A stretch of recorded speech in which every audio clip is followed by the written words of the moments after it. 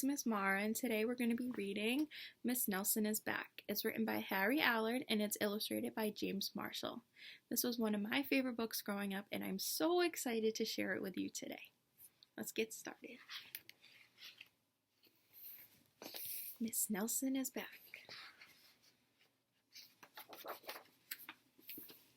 One Friday, Miss Nelson told her class that she was going to have her tonsils out.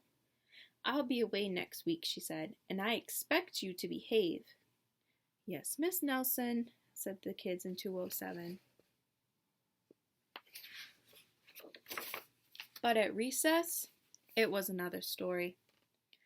"Wow," said the kids. "While Miss Nelson's away, we can really act up." "Not so fast," said a big kid from 309. "Haven't you ever heard of Viola Swamp?" "Who?" said Miss Nelson's kids. "Miss Swamp is the meanest substitute in the whole world," said the big kid. "Nobody acts up while she's around." "Oh," said Miss Nelson's kids. "She's a real witch," said the big kid. "Oh," said Miss Nelson's kids. "I'll just bet you get the swamp," said the big kid.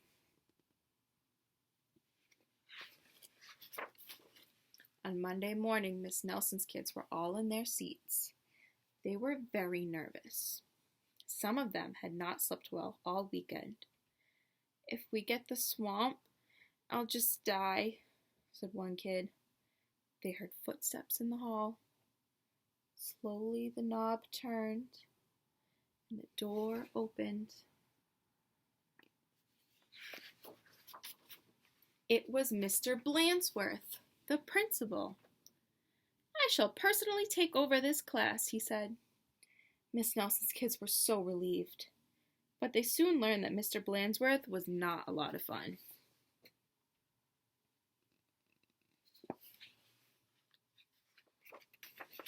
All morning, Mr. Blansworth tried to amuse the class with his corny card tricks. "Oh, brother," said the class. That afternoon, Mr. Blansworth showed the class his favorite shadow pictures. "This is kids' stuff," said the class. The next day, Mr. Blansworth demonstrated his favorite bird calls. They were not a success. And for 2 days, Mr. Blansworth showed slides of his goldfish Lucille. Miss Nelson's kids had never been so bored. While dusting erasers in the schoolyard, 3 of the ringleaders of 207 discussed the situation. "Something will have to be done," they said. "We must get rid of Blansworth." And they hatched a plot. After school, they painted and sewed and borrowed some old clothes, and they practiced some very difficult stunt work in the backyard. So they came up with a plan, and now they're sewing together some clothes. There's a mask in this picture, and now they're all standing on top of one another. What do you think's gonna happen? The next day, they weren't in class. "That's too bad," said Mr. Blansworth. "They'll miss all the excitement." Mr. Blansworth was about to show the class his collection of ballpoint pens from all over the world when someone came to the door. Slowly the knob turned, and the door opened.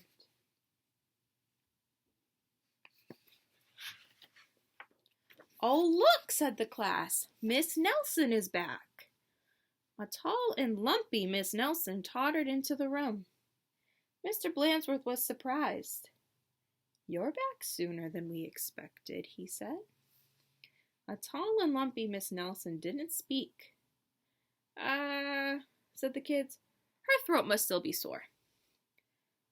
"Are you sure you're well enough?" said Mr. Blansworth.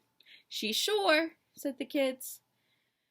"Well, in that case," said the principal, "I'll be getting back to the office. Nice to have you back, Miss Nelson." And he left the room.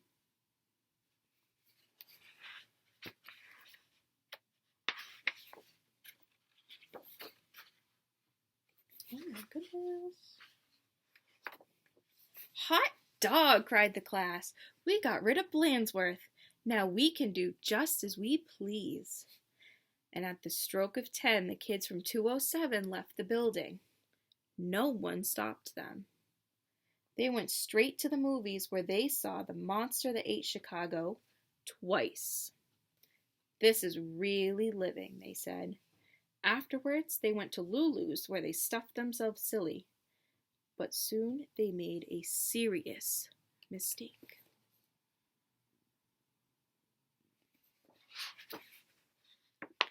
Heading back to school, they passed Miss Nelson's house. Miss Nelson couldn't believe her eyes. "Those are my kids," she said in a scratchy voice. "What are they doing out of school? And who is that with them?" Miss Nelson telephoned Mr. Blandsworth to see what was going on. "You're not Miss Nelson," said Blandsworth. "Miss Nelson is back." And he hung up. "Can't fool me," he said. Said Miss Nelson. "Something will have to be done." And she went into her closet.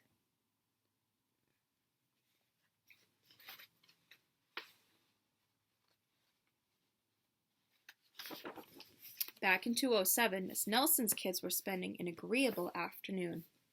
They were very pleased with themselves. "We should do this more often," they said. They did not notice the figure out in the hall. Slowly the knob turned, and the door opened.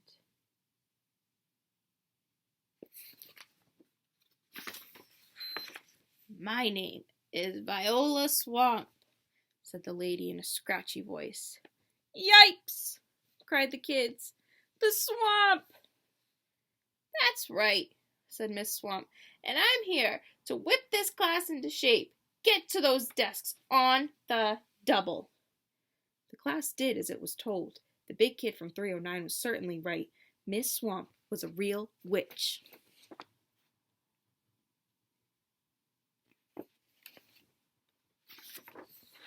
She knew how to get results.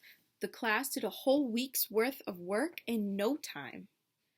"We shouldn't have gotten rid of Blandsworth," they said. "Pipe down," said the Swamp. Or just then something under a desk attracted her attention. It was a mask. "Aha," said Miss Swamp. "So that's your little game." And she tried on the mask, just as Mr. Blandsworth stepped into the room. "Miss Nelson," said Blandsworth, "I'm of the opinion that someone has been impersonating you." "Uh-oh," whispered the kids. "You don't say," said Miss Swamp. "Probably just some kids acting up. I'm sure it won't happen again." And Mr. Blandsworth left.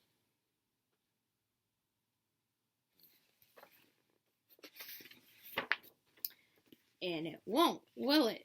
said Miss Swamp to the class. "Because the swamp will be watching." A minute later, Miss Nelson appeared. "I'm back," she said.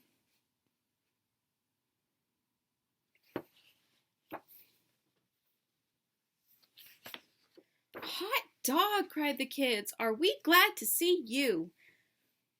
"Didn't you have fun with Mr. Blandsworth?" asked Miss Nelson. Said the kids. They decided not to mention Miss Viola Swamp, but they wondered why Miss Nelson hadn't seen her in the hall. The end. I hope you guys enjoyed this book today, and I just want to say that I miss you, and I hope you guys also enjoyed the beautiful weather today, and that you enjoy your April vacation. I hope you guys all get the time to go outside, maybe play a little, ride your bikes, go for a walk, play with your pets, do some fun things outside. I hope to see you all soon. Bye!